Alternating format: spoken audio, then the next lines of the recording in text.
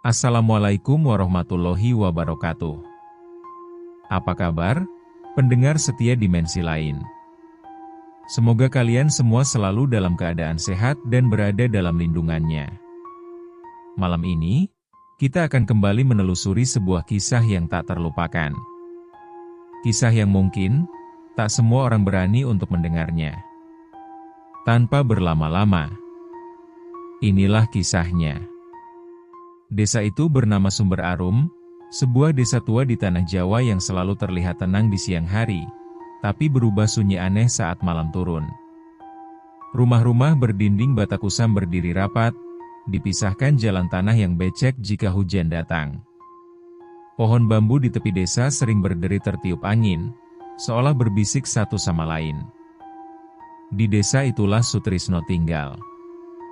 Ia pria berusia 40 tahun lebih sedikit, tubuhnya kurus, kulitnya legam terbakar matahari. Sehari-hari ia membuka usaha servis elektronik kecil di teras rumah. Radio rusak, kipas mati, atau televisi tua, apapun ia coba perbaiki. Pagi itu, Sutrisno duduk di bangku kayu sambil menatap uang receh di tangannya. Cuma segini lagi, gumamnya pelan. Dari dalam rumah, istrinya, Sri, keluar sambil menggendong gelas teh hangat. "Mas, nanti sore jangan lupa uang sekolah Dimas," katanya hati-hati. Sutrisno menghela napas. "Iya, aku ingat." Sri menatap suaminya lama, lalu duduk di sampingnya. "Mas capek, ya?" "Capek itu biasa," jawab Sutrisno sambil tersenyum tipis, meski matanya lelah. Dari arah jalan, terdengar suara tetangga lewat. "Pak Tris, servis radio bisa hari ini?" "Bisa, Pak." "Sini saja," sahut Sutrisno cepat, seolah tak mau kehilangan rezeki sekecil apapun. Di desa ini, orang-orang percaya satu hal, hidup selalu punya cerita. Ada cerita senang, ada cerita susah, dan ada cerita yang tak pernah diceritakan terang-terangan. Saat sore menjelang, Sutrisno duduk kembali sendirian. Angin berembus pelan, membawa bau tanah lembab. Entah kenapa, perasaannya tak tenang. Seolah-olah, hidupnya sedang menuju sebuah cerita lain, cerita yang belum ia pahami, tapi perlahan mendekat. Malam turun perlahan di desa Sumber Arum. Lampu-lampu rumah menyala redup, sebagian berkedip karena tegangan listrik yang tak pernah stabil. Di rumah Sutrisno, suara televisi tua terdengar serak, lebih banyak mendesis daripada menampilkan gambar jelas. Sutrisno duduk di lantai, menghitung uang di atas tikar pandan. Lembarannya tipis, kebanyakan uang kecil. Ia menyusunnya pelan, seolah berharap jumlahnya bertambah dengan sendirinya. Sri keluar dari kamar membawa buku tulis anak mereka, Dimas. "Mas, ini uang SPP-nya," katanya lirih. Sutrisno melirik sekilas lalu menunduk lagi. "Kurang, ya?" Sri mengangguk. "Sedikit. Tapi kalau besok belum dibayar," kata gurunya, Dimas disuruh nunggu di luar kelas. Sutrisno mengepalkan tangan. "Aku usahakan besok pagi. Mungkin ada barang servis yang bisa cepat selesai." Sri duduk di sampingnya. "Mas, jangan terlalu memaksa diri." "Kalau aku nggak maksa, siapa lagi?" jawabnya pelan. Dari kamar, suara Dimas terdengar. "Bu, besok aku sekolah, kan?" "Iya, Nak," sahut Sri cepat, meski matanya berkaca-kaca. Malam semakin larut.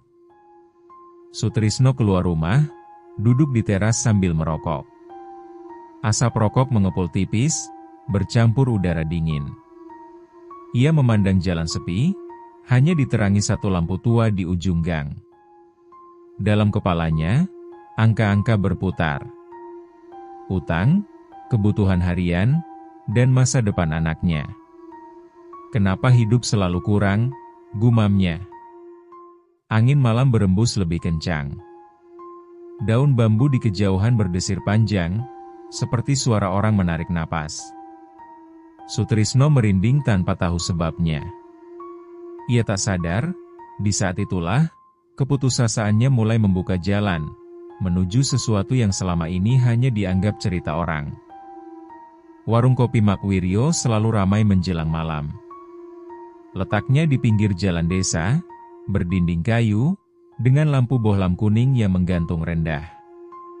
Asap rokok dan aroma kopi hitam bercampur, membuat suasana hangat sekaligus pengap. Sutrisno duduk di bangku panjang, menyesap kopi pelan. Di depannya, dua pria desa tengah berbincang santai. "Sekarang cari uang susah, ya?" kata Pak Darto, sambil mengetuk gelasnya. "Susah itu dari dulu," sahut temannya, Pak Minto, terkekeh kecil. Sutrisno ikut tersenyum tipis. "Yang penting masih bisa makan." Mak Wiryo meletakkan gorengan di meja. "Makan dulu, Tris. Jangan cuma kopi." Beberapa saat obrolan mengalir biasa, soal harga beras, listrik sering mati, dan anak-anak muda yang merantau ke kota. Hingga suara Pak Minto merendah, seperti takut didengar orang lain. "Kalian pernah dengar soal bank yang buka malam Jumat Kliwon?" katanya. Pak Darto mengangkat alis. "Ban apaan? ATM-nya di kuburan?" Beberapa orang tertawa kecil. Sutrisno ikut melirik, tertarik. "Bukan ban biasa," lanjut Pak Minto. "Orang-orang nyebutnya ban gaib." Suasana mendadak lebih sunyi. Bahkan Mak Wiryo berhenti mengelap gelas. "Ah, itu cuma cerita orang tua," kata Pak Darto cepat. "Jangan dipercaya." Pak Minto menggeleng. "Percaya nggak percaya, ada yang mendadak kaya. Tapi, hidupnya nggak lama tenang." Sutrisno akhirnya angkat bicara. "Ban gaib itu maksudnya gimana, Pak?" Pak Minto menatapnya sebentar. "Katanya sih, nabung di sana gampang. Nggak pakai KTP. Tapi setornya, bukan uang." "Apa dong?" tanya Sutrisno. Pak Minto menghela napas. "Ada yang bilang umur. Ada juga yang bilang nasib keluarga." Tawa kecil kembali terdengar, mencoba mencairkan suasana. Tapi di hati Sutrisno, cerita itu justru tertinggal. Malam itu, saat ia pulang melewati jalan gelap, satu pertanyaan terus berputar di kepalanya. Kalau itu cuma cerita, kenapa semua orang bicara dengan suara pelan? Sejak malam di warung kopi itu, pikiran Sutrisno tak pernah benar-benar tenang. Nama ban gaib terus terngiang, muncul di sela-sela pekerjaannya, di antara suara obeng dan dengung kipas rusak.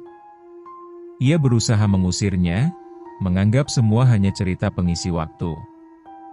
Namun sore itu, saat ia mengantar televisi ke rumah pelanggan di ujung desa, langkahnya terhenti. Di balik rumpun bambu tua, berdiri sebuah joglo besar. Atapnya hitam kusam, beberapa genteng tampak melorot. Halamannya luas, tapi ditumbuhi rumput liar setinggi betis. Tak ada pagar, tak ada lampu, dan tak ada tanda rumah itu masih dihuni. Sutrisno berhenti sejenak. "Rumah siapa?" "Ya," gumamnya. Seorang ibu tua yang lewat sambil membawa kayu bakar menoleh cepat. "Mas, jangan berdiri lama-lama di situ," katanya pelan. Sutrisno kaget. "Itu rumah kosong, Bu?" Ibu itu mengangguk, wajahnya tegang. "Kosong? Tapi jangan dibilang gak ada isinya." "Sejak kapan kosong?" tanya Sutrisno lagi. Ibu itu tidak menjawab. Ia justru mempercepat langkah, meninggalkan Sutrisno dengan perasaan tak enak. Sutrisno menatap joglo itu lebih lama. Udara di sekitarnya terasa lebih dingin. Angin yang bertiup dari arah rumah itu membawa bau lembab, seperti tanah basah bercampur kemenyan tua.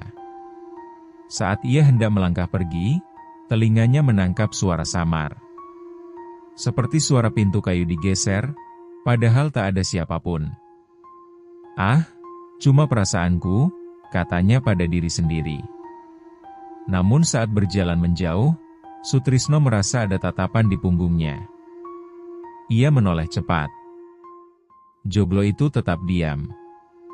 Sunyi. Tak bergerak. Tapi entah kenapa, Sutrisno yakin satu hal. Rumah itu bukan sekadar bangunan tua. Dan cerita tentang ban gaib, mungkin memang bermula dari sana. Hari itu, suasana desa Sumber Arum terasa berbeda sejak pagi. Langit mendung meski matahari masih muncul sesekali. Angin berhembus pelan, membawa udara dingin yang tak biasa. Di kalender dinding rumah Sutrisno, satu tulisan kecil dilingkari tinta merah. Jumat Kliwon. Sri terlihat lebih sering melirik keluar jendela. "Mas, malam ini jangan keluar rumah, ya?" katanya sambil menyiapkan makan malam. Sutrisno menoleh. "Kenapa?" "Orang-orang bilang Jumat Kliwon gak baik buat keluyuran." Dari luar, suara tetangga menyahut. "Betul itu, Pak Tris. Malam ini sepiin saja rumah," kata Pak Darto yang lewat. Sutrisno tersenyum tipis. "Iya, Pak. Paling di rumah saja." Namun setelah maghrib berlalu, kegelisahan justru makin menekan dadanya. Suara adzan Isya bergema lama, seolah tertahan di udara. Lampu rumah berkedip sebentar sebelum stabil kembali. Sutrisno duduk di teras, menatap jalan kosong. Jam dinding menunjukkan hampir pukul 11 malam. "Mas, masuk saja," kata Sri dari dalam. "Anginnya dingin." "Iya, sebentar," jawabnya. Di kejauhan, arah rumpun bambu dekat joglo tua, terdengar suara seperti kayu dipukul pelan. Tok, tok, tok. Sutrisno berdiri. Dadanya berdebar. "Mungkin orang ronda," gumamnya. Namun langkahnya terhenti saat melihat cahaya temara muncul di balik pepohonan. Bukan lampu listrik. Warnanya kekuningan, bergetar pelan seperti nyala lilin. Tangannya dingin. Pikirannya kembali pada cerita di warung kopi. Ban gaib buka malam Jumat Kliwon. Sri memanggil dari dalam rumah, suaranya terdengar jauh. "Mas, kenapa?" Sutrisno tak menjawab. Ia melangkah satu kali ke arah jalan gelap itu, lalu berhenti. Antara rasa takut dan kebutuhan hidup, malam itu Sutrisno sadar. Sesuatu sedang memanggilnya. Langkah Sutrisno terasa berat saat ia mendekati joglo tua itu. Tanah di halaman terasa lembab, seperti baru saja disiram hujan, padahal langit tak menurunkan setetes air pun. Cahaya temaram yang tadi ia lihat kini jelas berasal dari beberapa lilin kecil di teras joglo. Pintu kayu besar itu setengah terbuka. Sutrisno menelan ludah. "Permisi," ucapnya ragu. Tak ada jawaban. Ia melangkah masuk perlahan. Di dalam joglo, udara dingin langsung menyergap. Bau tanah basah bercampur kemenyan membuat dadanya sesak. Ruangan itu kosong, hanya ada meja kayu panjang dan kursi tua di depannya. Tiba-tiba, suara dari balik bayangan terdengar. "Sudah malam," katanya pelan. "Kenapa masih di luar rumah?" Sutrisno terkejut. Dari sisi kanan ruangan, muncul seorang pria tua berpakaian hitam. Wajahnya biasa saja, tak menyeramkan, namun matanya kosong, seperti tak memantulkan cahaya. "Saya cuma lewat," jawab Sutrisno gugup. Pria itu tersenyum tipis. Tidak ada orang yang lewat ke sini tanpa tujuan. Sutrisno terdiam. Kamu tahu ini tempat apa? Tanya pria itu lagi. Sutrisno menggeleng. Katanya, rumah kosong. Pria itu tertawa pelan, nyaris tak bersuara. Kosong bagi yang tak punya urusan. Sutrisno memberanikan diri bertanya. Ini ban gaib, ya? Tatapan pria itu mengeras sesaat. Kami tidak pernah memberi nama, katanya. Orang-orang saja yang suka menyebut. Ia lalu menunjuk kursi di depan meja. Kalau mau duduk, duduklah. Kalau tidak, pulanglah. Malam seperti ini tidak suka orang yang ragu. Sutrisno berdiri kaku. Kakinya ingin pergi, tapi pikirannya tertahan. Kalau saya mau menabung, ucapnya lirih. Pria itu tersenyum lebih lebar. Kalau begitu, kamu sudah datang ke tempat yang benar. Dan untuk pertama kalinya malam itu, Sutrisno merasa ia telah melangkah terlalu jauh untuk mundur. Sutrisno duduk perlahan di kursi kayu tua itu. Kursinya dingin, seolah lama tak diduduki manusia. Pria berpakaian hitam berdiri di seberang meja, menatapnya tanpa berkedip. Menabung itu sederhana, katanya pelan. Yang rumit hanya niatnya. Sutrisno menelan ludah. Menabung, uang, kan? Pria itu menggeleng. Uang hanya alat di dunia kalian. Di sini, kami menerima hal yang lebih bernilai. Seperti apa? Tanya Sutrisno, suaranya nyaris tak terdengar. Pria itu mengambil sebuah kotak kayu kecil dari bawah meja. Ia membukanya perlahan. Di dalamnya terdapat segenggam tanah gelap yang dibungkus kain putih tipis. Tanah kuburan, katanya singkat. Dan kain kafan. Sutrisno terbelalak. Itu, buat apa? Sebagai tanda, jawab pria itu. Bahwa kamu sadar, semua yang hidup pasti kembali ke tanah. Sutrisno menggeleng cepat. Saya cuma butuh uang, Pak. Bukan yang aneh-aneh. Pria itu tersenyum tipis. Tidak ada yang datang ke sini hanya karena uang. Semua datang karena takut.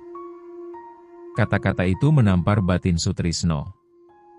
Setoran pertama hanya itu, lanjutnya. Tanah, kain, dan niat. Tidak ada bunga. Tidak ada cicilan. Lalu keuntungannya? Tanya Sutrisno ragu. Kehidupanmu akan dipermudah, jawab pria itu. Usahamu lancar. Rezekimu mengalir. Sutrisno menghela napas. Terus, ruginya? Hening sejenak. Lilin-lilin bergetar kecil. Setiap tabungan ada jatuh temponya, kata pria itu akhirnya. Dan yang kami tarik, bukan milikmu sepenuhnya. Sutrisno mengepalkan tangan. Kalau saya batal? Kami tidak memaksa, jawab pria itu tenang. Tapi orang yang sudah tahu jalan ke sini, jarang bisa benar-benar melupakan. Sutrisno terdiam lama. Di kepalanya terbayang wajah Sri dan Dimas. Akhirnya ia berdiri. Saya, pikir-pikir dulu. Pria itu mengangguk pelan. Kami buka setiap Jumat Kliwon. Kalau kamu siap, kami tahu kamu akan kembali. Dan Sutrisno pulang dengan satu perasaan yang tak bisa ia jelaskan. Takut, tapi tergoda. Malam Jumat Kliwon berikutnya datang lebih cepat dari yang Sutrisno kira. Sejak sore, dadanya terasa berat. Di dalam tas kecil yang ia bawa, tersimpan bungkusan kain putih berisi tanah kuburan yang ia ambil diam-diam saat maghrib. Sri sempat bertanya, Mas mau kemana malam-malam? Cuma keluar sebentar, jawab Sutrisno singkat, menghindari tatapannya. Joglo tua itu menyambutnya dengan keheningan yang sama. Lilin-lilin sudah menyala di teras, seolah tahu ia akan datang. Pria berpakaian hitam menunggunya di dalam, berdiri di balik meja kayu. "Kamu datang?" katanya datar. Sutrisno mengangguk. "Ini setoran pertama." Ia meletakkan bungkusan kain di atas meja. Tangannya gemetar. Pria itu membuka kain perlahan, mengamati tanah gelap di dalamnya, lalu mengangguk puas. "Kamu sadar apa yang kamu lakukan?" tanyanya. "Saya sadar," jawab Sutrisno, meski suaranya ragu. Pria itu menyalakan satu batang dupa. Asapnya naik lurus sebelum menyebar, memenuhi ruangan dengan bau tajam. Ia menggerakkan tangannya pelan di atas bungkusan tanah. "Sebutan nama," katanya. Sutrisno terdiam. "Nama siapa?" "Namamu," jawab pria itu. Agar tabungan tahu siapa pemiliknya. Dengan napas tertahan, Sutrisno menyebutkan namanya lengkap. Suaranya bergema aneh, seolah ruangan itu mengulanginya pelan. Pria itu menutup kembali bungkusan tanah. "Mulai malam ini, tabunganmu aktif." "Lalu, saya dapat apa?" tanya Sutrisno. Pria itu menatapnya lama. "Besok pagi, kamu akan tahu." Tanpa pamit, pria itu menghilang ke balik bayangan. Lilin-lilin padam satu persatu. Sutrisno berdiri sendirian di joglo itu. Udara terasa lebih berat dari sebelumnya. Saat ia melangkah keluar, satu kalimat terngiang di kepalanya. Tidak semua yang disetor bisa diambil kembali. Sutrisno terbangun sebelum ayam berkokok. Kepalanya masih berat, seperti kurang tidur, padahal ia merasa baru memejamkan mata sebentar. Cahaya pagi masuk dari celah jendela, tampak lebih terang dari biasanya. Ia duduk, lalu meraih ponsel di samping bantal. Layar menyala. Ada beberapa notifikasi tak terbaca. Transfer masuk, gumamnya. Jumlahnya membuat napasnya tertahan. Angkanya jauh lebih besar dari penghasilan sebulan penuh. Sutrisno mengucek mata, memastikan ia tidak salah lihat. "Mas," suara Sri terdengar dari dapur. "Kok bengong?" Sutrisno berjalan cepat menghampiri istrinya. "Sri, lihat ini." Sri membaca layar ponsel itu, matanya membesar. "Mas, ini dari mana?" Sutrisno menggeleng. "Aku juga nggak tahu." Pagi itu, pelanggan datang silih berganti. Radio, kipas, televisi, semua seakan rusak bersamaan. Anehnya, hampir semua langsung bisa diperbaiki. Orang-orang membayar tanpa menawar, bahkan ada yang memberi lebih. "Rezeki Mas Tris lancar, ya sekarang?" kata seorang pelanggan sambil tertawa. Sutrisno ikut tertawa, meski dadanya berdebar. Mungkin lagi hoki. Siang hari, Sri pulang dari sekolah Dimas dengan wajah lega. "SPP-nya lunas, Mas." Pak Guru sampai heran. Dimas memeluk ayahnya. "Ayah hebat." Sutrisno membalas pelukan itu, tapi entah kenapa, tubuh anaknya terasa lebih dingin dari biasanya. Malamnya, saat menghitung uang di meja, Sutrisno terdiam. Uang itu banyak. Terlalu banyak untuk datang tanpa sebab. Ia teringat kata-kata pria berpakaian hitam. "Besok pagi, kamu akan tahu." Di luar rumah, angin malam berembus pelan. Dari arah joglo tua, terdengar suara samar, seperti lembaran kertas dibalik. Sutrisno menelan ludah. Keajaiban memang datang. Tapi ia mulai sadar. Setiap keajaiban selalu punya harga. Beberapa hari setelah rezeki itu datang, rumah Sutrisno tak lagi terasa sama. Uang memang ada, tapi udara di dalam rumah sering terasa dingin meski siang hari. Lampu-lampu kadang berkedip tanpa sebab. Suatu malam, Sri menemukan Dimas duduk sendiri di kamar, menatap sudut gelap dekat lemari. "Mas, Dimas kenapa?" bisik Sri di ruang tengah. Sutrisno masuk perlahan. "Nak, kamu ngapain?" Dimas menoleh pelan. "Nunggu, yah." "Nunggu siapa?" "Om yang suka hitung-hitungan," jawab Dimas polos. Sutrisno merinding. "Om siapa, Dim?" Dimas mengangkat bahu. "Nggak tahu. Dia datang malam-malam. Tangannya dingin." Sri menarik Dimas ke pelukannya. "Jangan ngarang, Nak." Dimas menggeleng. "Bener, Bu. Om itu suka bilang, tabungannya banyak." Malam itu, Dimas susah tidur. Ia terbangun beberapa kali sambil berbicara sendiri. Sutrisno hanya bisa duduk di samping kasur, keringat dingin mengalir di pelipisnya. Keesokan harinya, Sri tampak pucat. "Aku mimpi aneh, Mas," katanya sambil menyeduh teh. "Aku ngitung uang, tapi setiap lembar berubah jadi tanah basah." Sutrisno terdiam. Tangannya gemetar memegang gelas. "Mas, kamu gak cerita sesuatu ke aku, kan?" tanya Sri pelan. "Tidak," jawab Sutrisno cepat. "Terlalu cepat." Sri menatapnya lama. "Kalau ada apa-apa, bilang."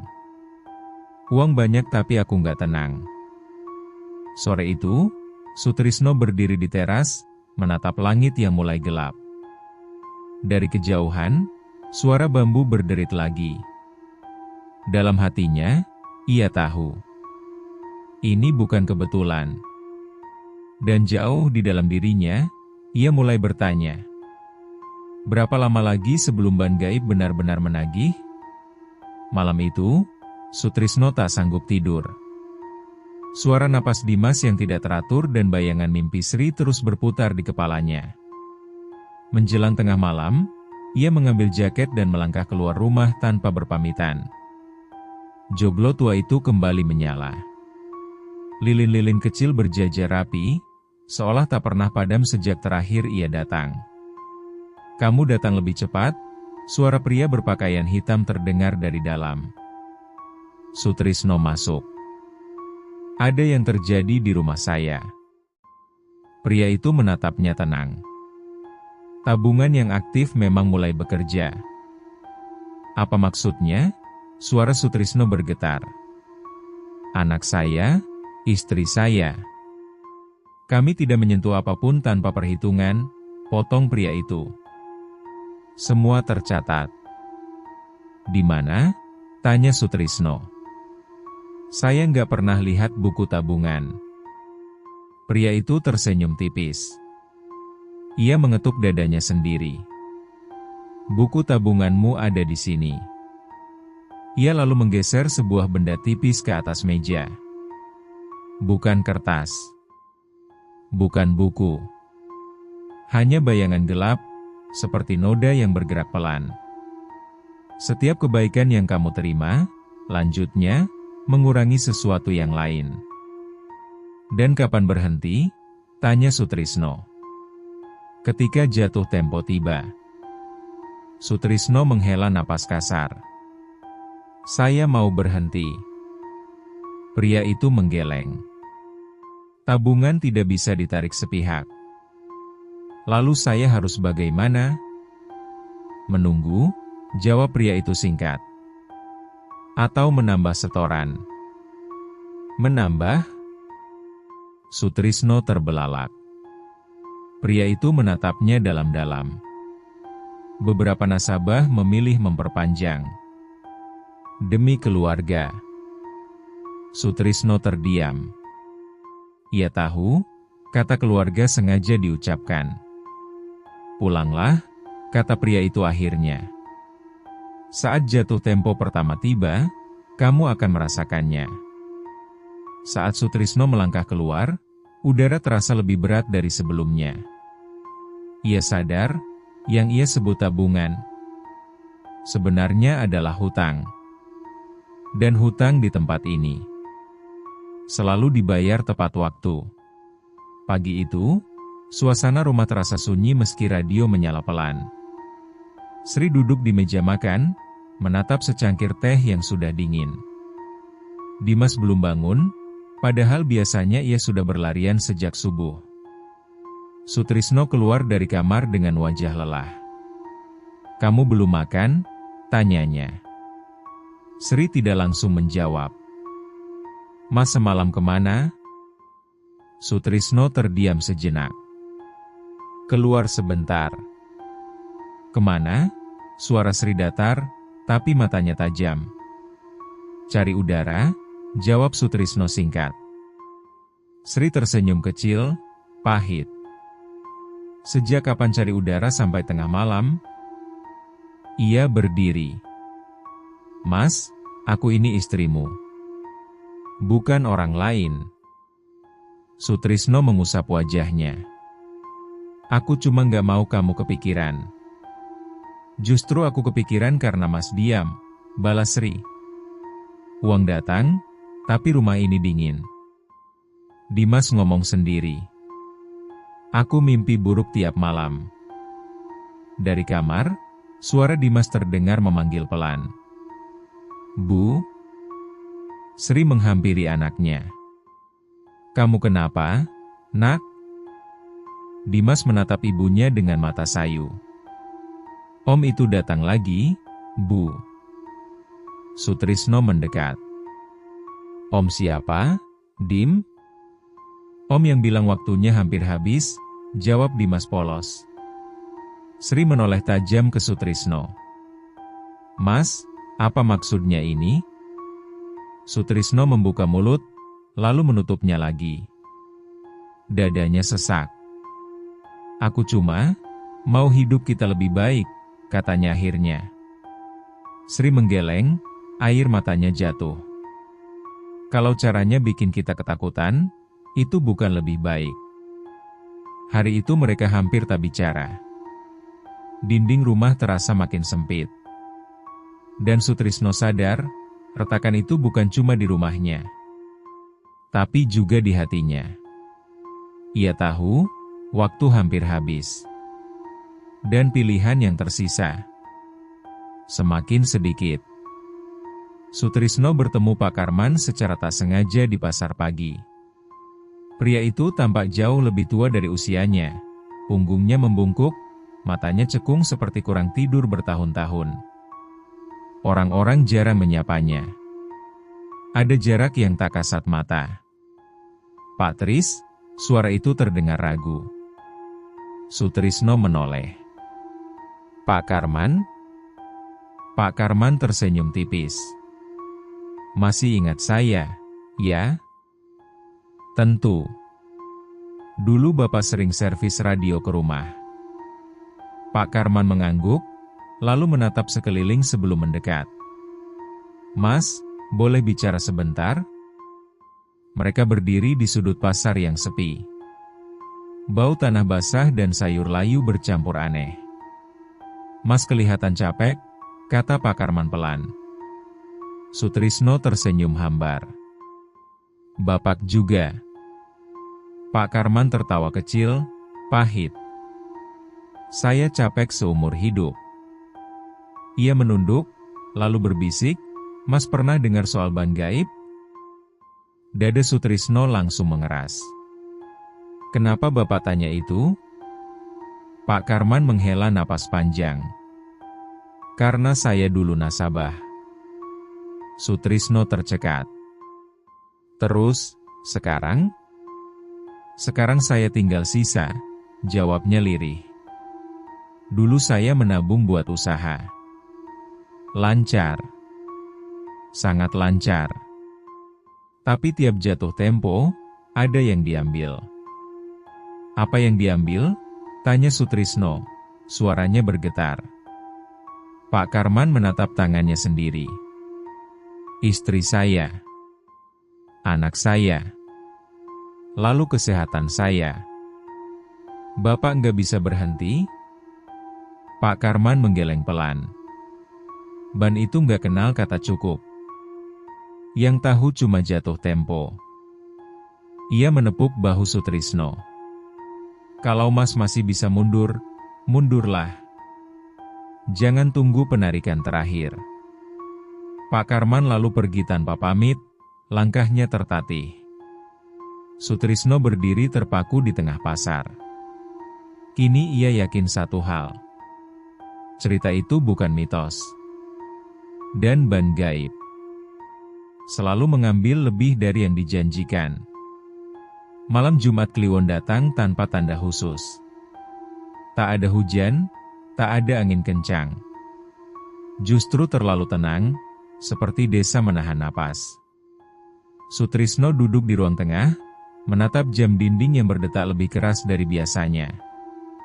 Pukul 12 lewat sedikit. Dimas tertidur di kamar, tapi napasnya terdengar berat.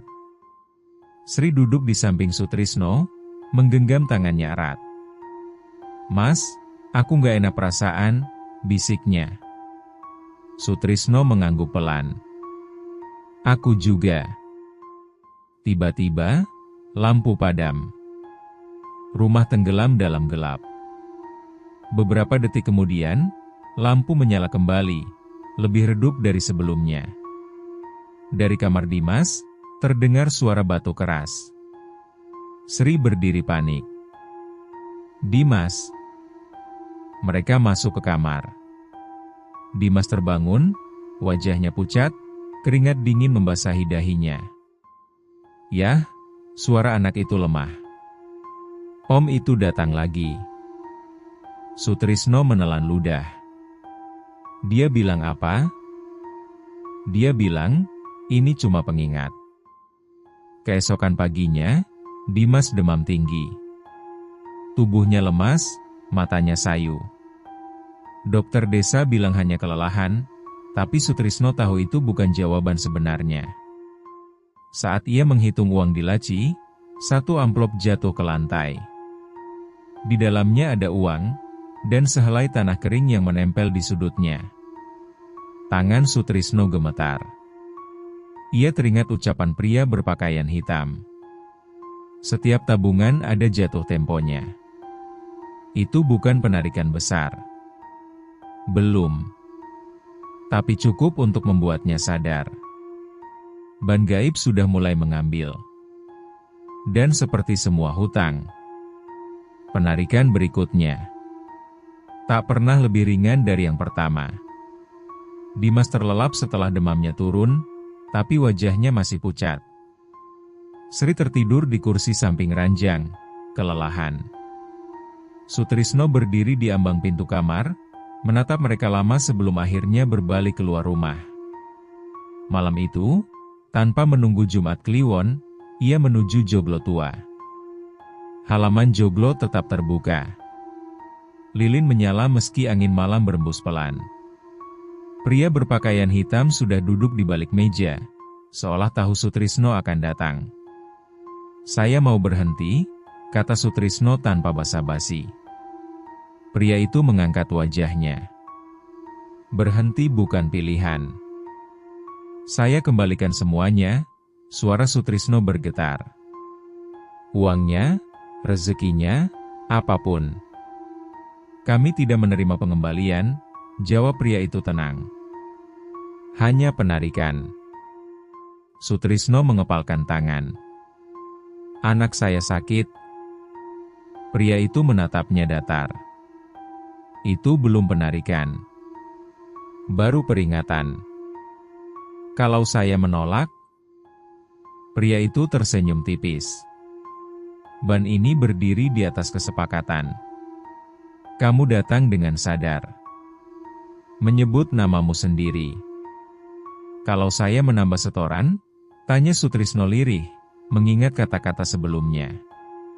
Pria itu mengangguk pelan. Itu pilihan banyak nasabah. Memperpanjang waktu. Apa yang harus saya setor? Pria itu mendekat. Suaranya nyaris berbisik. Sesuatu yang lebih dekat dari sebelumnya. Sutrisno mundur satu langkah. Keluarga? Pria itu tidak menjawab. Diamnya sudah cukup. Sutrisno terjatuh ke kursi. Ini bukan ban. Ini jebakan. Pria itu menatapnya lama. Semua bank adalah jebakan bagi yang datang karena takut.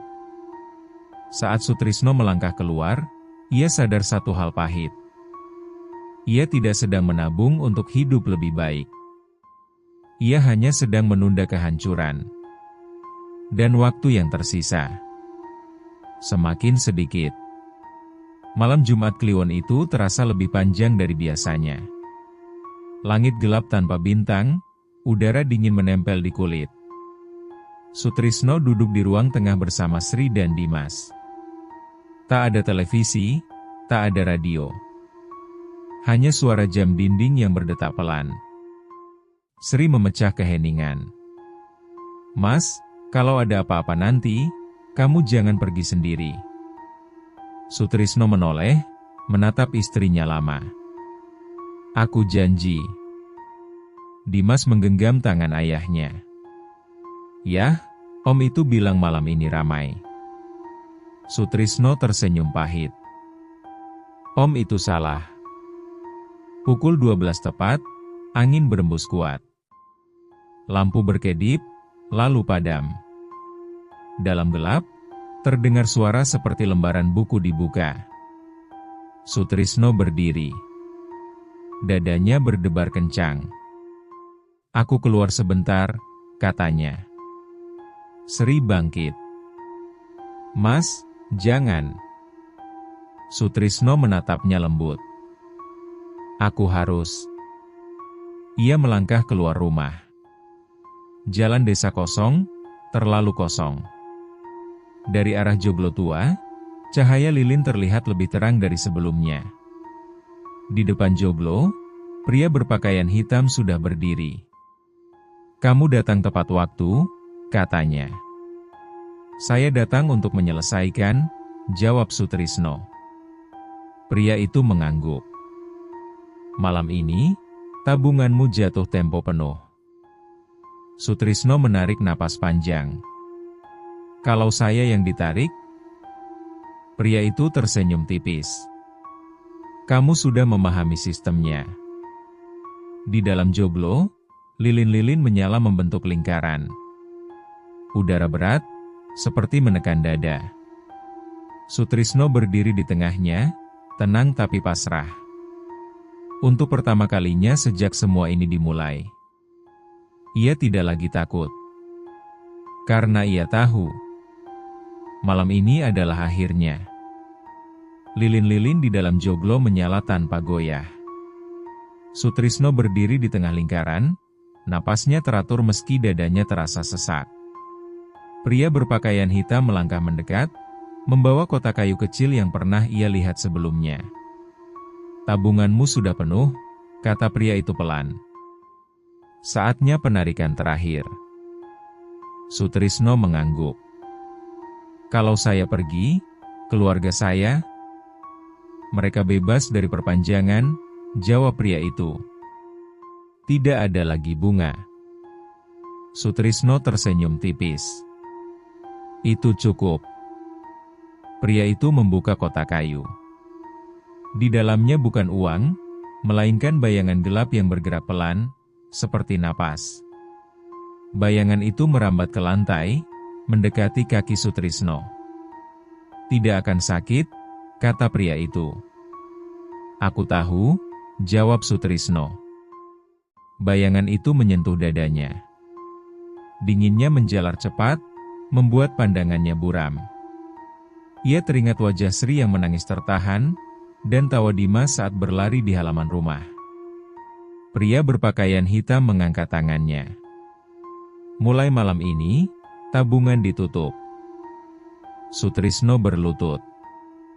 Napasnya tersengal, tapi wajahnya tenang.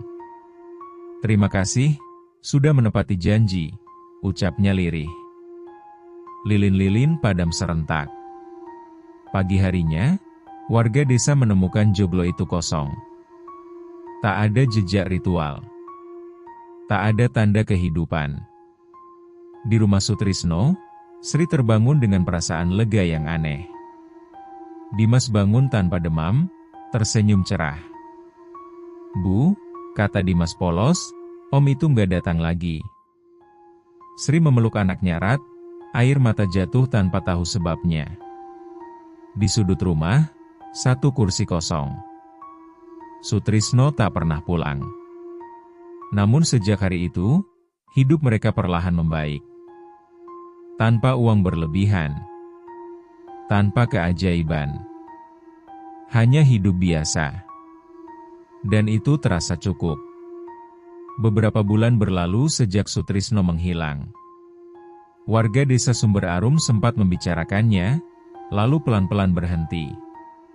Seperti banyak cerita lain di desa itu, kehilangan akhirnya dianggap takdir. Sri melanjutkan hidup bersama Dimas. Ia membuka warung kecil di depan rumah. Tak kaya, tak berlebihan, tapi cukup. Dimas kembali ceria. Ia tak lagi berbicara sendiri di malam hari. Tidurnya nyenyak, tanpa terbangun ketakutan. Suatu sore, Sri berdiri di teras, menatap matahari tenggelam. Angin berembus pelan, membawa bau tanah basah. Ia teringat Sutrisno, bukan pada uangnya, tapi pada caranya tersenyum saat hidup terasa berat.